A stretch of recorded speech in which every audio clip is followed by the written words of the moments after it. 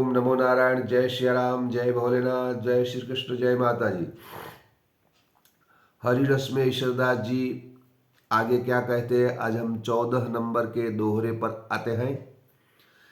देव कशी उपमा दिया, देव कशी उपमा दिया, तै सरजास कोई, तूज सरीखो तुहिज है, अवर न दूजो कोई।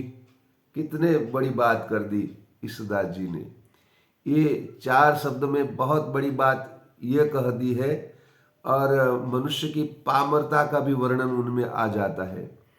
क्योंकि देव कशी, देव हे परमेश्वर, हे मेरे भगवान, हे मेरे ईश्वर अल्लाह, जो कुछ कहे आप, जो जिनको मानते हैं इनको उनका कोई नाम ही नहीं वैसे तो, वो तू ही और ये तू ही जो है वो तू ही भी अंदर से हम तू ही शब्द निकालते वो भी नहीं, और ऐसा है वो। हे प्रभु, फिर भी हम कहते हैं हे प्रभु तुम्हें कैसी हम उपमा दे, क्योंकि तेरा कुछ उपमा देने के लायक कोई शब्द ही इस जगत में नहीं है। और ते सर्जा सह कोई, तूने ही ये पूरी सृष्टि की जो जीवात्मा है, चारों जो कोश है, चारों में आपने जीवन दिया है। तूने पूरा जीवन और सृष्टि भी सर्जन तूने ही किया है, और तुम्हें अब हम कैसे उपमा दे सकते हैं। हमारी तो बुद्धि बद अल्पमति है, हमारी बुद्धि अल्पमति है। जितने जगत में जीव उत्पन्न हुए वो कभी भगवान नहीं हो सकते, क्योंकि वो भगवान जो वो है जिन्होंने हमें उत्पन्न किया है। ये खुद उत्पन्न नहीं होता, कभी नहीं होता। कोई माने या ना माने मेरी बात, लेकिन खुद उत्पन्न हो ही नहीं सकता, क्योंकि वो इतना ताकतवर, इतनी शक्तिशाली है, जो पूरे ब्रह्मांड का संचालन करता है। वो एक ही जगह कैसे आ सकता है। जैसे हाँ, उसका अंश कोई आ सकता है। जैसे दरिया को हम देखते हैं, मैंने पहले भी बताया था, आकाश को देखते हैं तो एक जगह आकाश नहीं, आकाश अनंत ब्रह्मांड में छाया हुआ है। तो वो इकट्ठा कैसे हो सकता है। अगर इकट्ठा हो भी गया तो भी कुछ बचता है। समझो कि ये पूरा ब्रह्मांड एक सूक्ष्म जीव की ओर हो गया, समझो। जैसे आत्मा का वर्णन शास्त्र में या तो उपनिषद में कहा है कि ये आत्मा है ना, वो हम अपने माथे के जो बाल है ना, सर के बाल, उनको निकाले और ऊपर सफ़ेद कणी होती है, इनका 10,000 भाग करे तब ये एक भाग के समान ये आत्मा है। ऐसे आत्मा में ये पूरा ब्रह्मांड सिमट जाए, मतलब चलो समझो कि सिमट गया, फिर भी वहाँ कुछ तो होगा ना, कुछ तो होगा ही होगा। तो वो भी भगवान है, इसलिए भगवान एक जगह आ ही नहीं सकता। इसलिए ईशदास जी कहते हैं, देव कशी उपमा दियो ते सर्जा सह कोई, तूने पूरी सृष्टि का जन्म दिया हुआ है, तुझ सरीखो तू ही है। हे परमात्मा, तेरे जैसा और कोई नहीं, तू ही है, तू ही, तुझ सरीखा तू ही है, तेरे जैसा कोई और है ही नहीं और हो ही सकता नहीं। अवर न दूजो कोई, दूसरा कोई नहीं।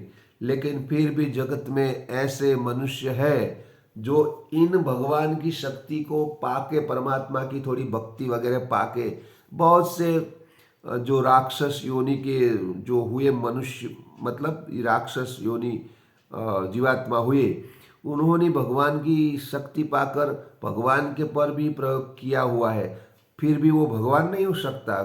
इन जो राक्षस लोग शक्ति पाते थे हमारे, वो हम इतनी शक्ति भी हम नहीं पा सकते। मनुष्य लोग में हम मनुष्य इतनी शक्ति भी नहीं पा सकते कि मनुष्य जो राक्षस शक्ति पाते हैं। आजकल के जो पुराने जमाने थे और कोई जो वेदों में और शास्त्रों में जो उनका वर्णन किया गया है, वो समय और कुछ था, आज कुछ और है। तो फिर भी लोग खुद भगवान बन बैठते हैं, तो अपना आत्मा का कल्याण अगर करना है तो हमारे पूर्वजों ने बनाया हुए रास्ते पर ही चलना पड़ेगा, वरना पूरा जीवन व्यर्थ जाएगा। ये मेरी बात आपको अच्छी नहीं लगे, क्योंकि आप मानसिक तरीके से किसी और में बंधे होंगे, तो ये मेरी बात कैसे आपको अच्छी लगेगी? नहीं लगेगी। तो फिर भी मैं तो कहता हूँ, भगवान का कोई नाम होता ही नहीं, और जो हम समझते हैं तू ही तू ही तू ही तू ही, वो तू ही भी हमने बनाया हुआ शब्द है। लेकिन अपने जैसे त्रिकमदास जी ने कहा, प्रेम बिना पावे नहीं, भले हुनर करे हजार, कहे प्रीतम प्रेम बिना नहीं मिले नंद कुमार। तो परमात्मा केवल प्रेम के भूखे हैं और किसी बात के नहीं। आप कितना भी अवसर करो, कितना भी खर्चा करो, वो तो पुण्य है, और पुण्य कमाने के लिए जरूरी है, क्योंकि पुण्य से ही आप सुख पाते हैं। लेकिन पुण्य खत्म होने के बाद आपका सुख भी खत्म होता है। लेकिन भक्ति ऐसी बात है जो बढ़ती ही जाती है, बढ़ती ही जाती है, बढ़ती ही जाती है। अब 6 मिनट हो गई है, इसलिए यहाँ विराम लेते हुए मैं आपको लास्ट में बता दूं, परमात्मा जैसा आज तक कोई हुआ नहीं और होगा भी नहीं। हाँ, जो शास्त्रों में वर्णन है, जो पौराणिक शास्त्र, जो वाल्मीकि ऋषि की जो रामायण थी उनसे बनी रामायण, तुलसीकृत रामायण।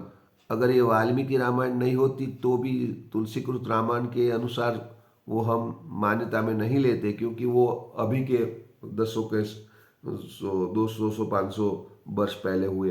तो इन्हें मान्यता नहीं मिलती। मान्यता जो हमारे करोड़ों वर्षों, लाखों वर्षों से जो ऋषि मुनि जैसे अपने शरीर हाड़ पिंजर जैसा बना के और परमात्मा की भक्ति, ये प्राण वायु से भी उसको ऊपर जाके वो जीते थे, और वो यहाँ से जो लिखते थे वो सही है। आजकल बहुत सारे भोग करके, बहुत सारी अपने मानसिकता बना के लोगों को उल्लू बनाने के लिए जो लिख रहे, मन में जो आए वो लिख ही रहे, बहुत सारे लिख रहे हैं।